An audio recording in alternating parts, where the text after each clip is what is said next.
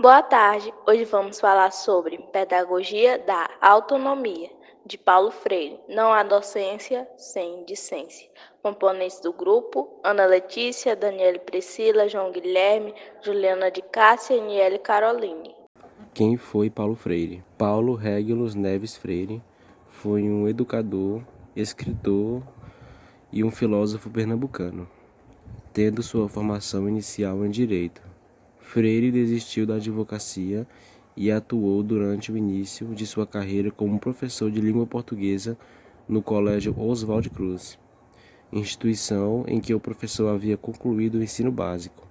Freire também trabalhou para o Serviço Social da Indústria, SESI, como diretor do setor de Educação e Cultura, além de ter lecionado Filosofia da Educação na então Universidade de Recife. O SESI é o Serviço Social da Indústria.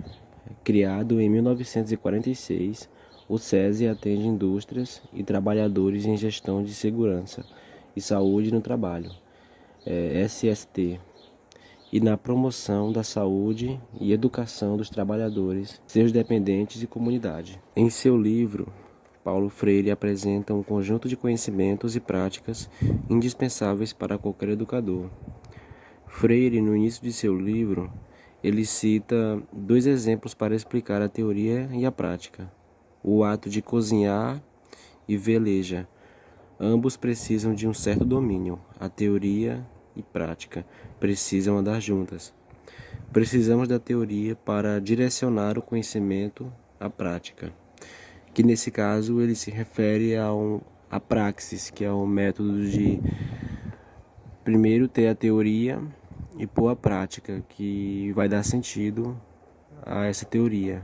Paulo Freire é o patrônomo da educação brasileira, por reconhecimento ao mérito de sua obra e das suas contribuições para a educação e alfabetização no Brasil e no mundo. Paulo Freire é agraciado com cerca de 48 títulos, entre doutorados, honores, causa e outras honrarias de universidades e organizações brasileiras e do exterior.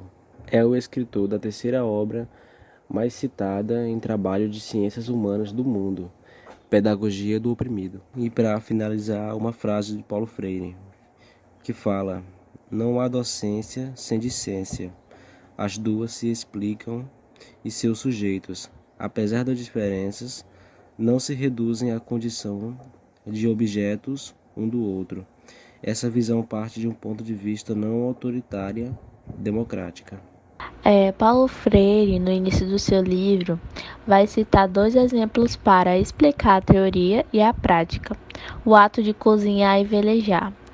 O ato de cozinhar, primeiramente, ele vai falar que supõe alguns saberes concernentes do uso do fogão, como acendê-lo, como equilibrá-la para mais, para menos a chama, como lidar com certos riscos, mesmo remotos de incêndios, como harmonizar diferentes temperos numa síntese gostosa e atraente.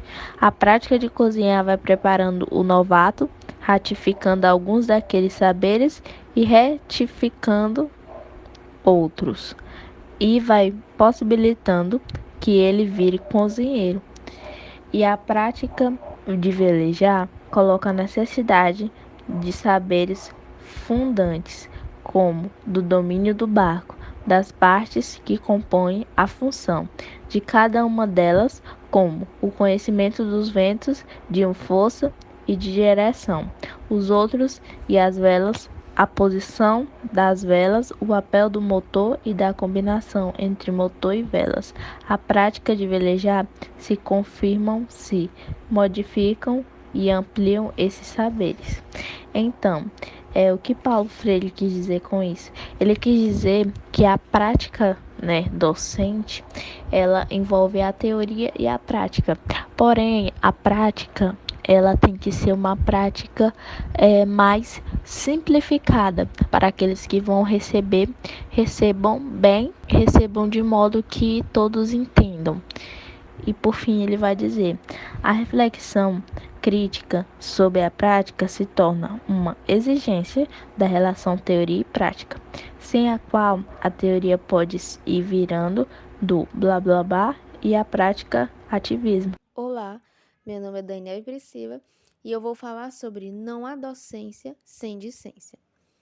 O interesse central de Paulo Freire neste texto é de considerar saberes que são indispensáveis à prática docente de educadores ou educadores críticos progressistas. Ele pretende alinhar e discutir alguns saberes fundamentais à prática educativa crítica ou progressista. E Paulo Freire vai dizer que é preciso que o formando, desde o princípio, assumindo-se como sujeito também da produção do saber, se convença definitivamente de que ensinar não é transferir conhecimento, mas criar as possibilidades para sua produção ou a construção.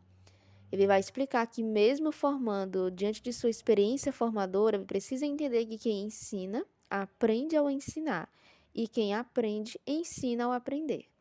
Ensinar, ele não existe sem aprender, da mesma forma que aprender não existe sem ensinar. E foi aprendendo socialmente que, historicamente, mulheres e homens descobriram que era possível. Professores ensinam e aprendem com os alunos, e os alunos aprendem e ensinam com os professores.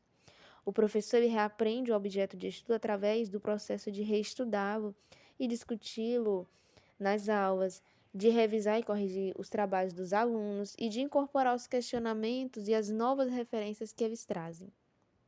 E Paulo Freire, partindo desse princípio, ele vai ser a favor e vai nos indicar de uma educação não autoritária, uma educação mais democrática e que entende o valor pedagógico do diálogo. Ensinar a aprender é uma relação humana que exige a participação de professores e alunos como sujeitos nesse processo. Só há validade no ensino em que o aluno se torna capaz de recriar o que aprendeu. Olá, boa tarde. Meu nome é Juliana de Cássia. Vamos começar. Ensinar e aprender. Quem ensina, aprende ao ensinar. E quem aprende, ensina ao aprender. Paulo Freire. Ensinar é preparar o caminho para a autonomia de quem aprende. Não há docência sem discência. Ensinar não é transferir conhecimento, mas criar as possibilidades para a sua própria produção ou a sua construção. Segundo o autor, somos seres humanos e dessa maneira devemos ter consciência de que somos inacabados. E esta consciência é que devemos instigar a pesquisar, perceber criticamente e modificar o que está condicionado, passando então a sermos sujeitos e não objetos da história. Já a curiosidade epistemológica de origem grega seria a área que analisa questões relativas ao conhecimento, que seria aquela curiosidade rigorosa sustentada pelo método de pesquisa. A curiosidade ingênua está associada ao conhecimento superficial e não aprofundado. Agora eu vou falar um pouco sobre a educação bancária, segundo Paulo Freire. Para Freire, o termo bancário significa que o professor vê o aluno como um banco, no qual deposita o conhecimento.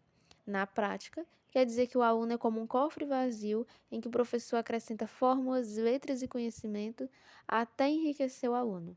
Logo após a escola, os alunos, entre aspas, enriquecidos, serão replicadores daquele conhecimento adquirido.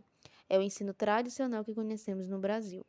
A educação bancária é aquela que restringe a formação aos atos de depositar informação nos alunos e exigir que eles guardem na cabeça. Paulo Freire diz que esse modelo deforma tanto a criatividade do professor quanto a dos alunos. Agora, devido à beleza e à força da aprendizagem, alguns alunos ainda conseguem se rebelar e superar o erro do ensino bancário. Para Paulo Freire, é precisamente o gosto da rebeldia e a chama da curiosidade que, de certa forma, imunizam o estudante contra esse modelo que o induz à passividade.